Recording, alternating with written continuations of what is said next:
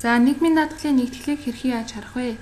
За нийгмийн даатгалын нэгтгэлийг харахын өмнө эхлээд та цалинг 1-ээс одоо 6 сар болон 1-ээс 7 сар, 1-ээс 8 гэх мэтлэн бүтэн жилийн мэдээллийг та цалингийн мэдээлэл оруулж өгсөн байх шаардлагатай. Ингэж нэгтгэл маань дуудагдаж гарч ирнэ гэсэн үг юм. За нэгтгэл харахын тулд за мэдээ цалингийн мэдээлэл бүглэгдсэн тайлан харах сонголтоос цалин гэсэн шийднээсээ за нийгмийн даатгалын шимтгэлийн тайлан нэгтгэл гэдгийг дуудана. За сүүлийн 6 сард за цалингийн маань мэдээлэл 6 сар хүртэл өгөгдсөн байгаа учраас 6 сарын нэгтгэлийг харъя гэж дуудъя. За нийгмийн даатгалын тайлангийн 6 сар гिचээд доош нь гүйлэхээр доор нь нийгмийн даатгалын тайлангийн өглөг авлагын тооцооллоо гэсэн нэгтгэл хэсэг гарч ирж байгаа.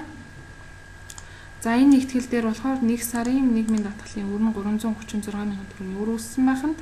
За төлсөн мөнгө 336 ямар нэгэн эцсийн үлдэгдэл алга байна.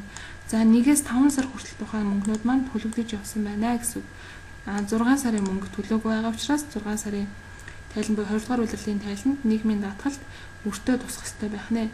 За энэ нэгтгэл маань хийгдснээрээ биднэрт татврын тайлан болон санхүүгийн тайлан хоёр зөрөхгүй байх одоо үндслийг үзүүлж байгаа.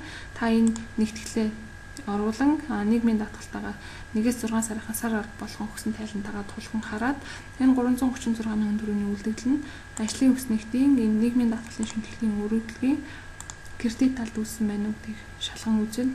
За ингэж үзснээрээ татврын тайлан болон санхүүгийн тайлан зөрөхгүй нэ гэдгийг харах нь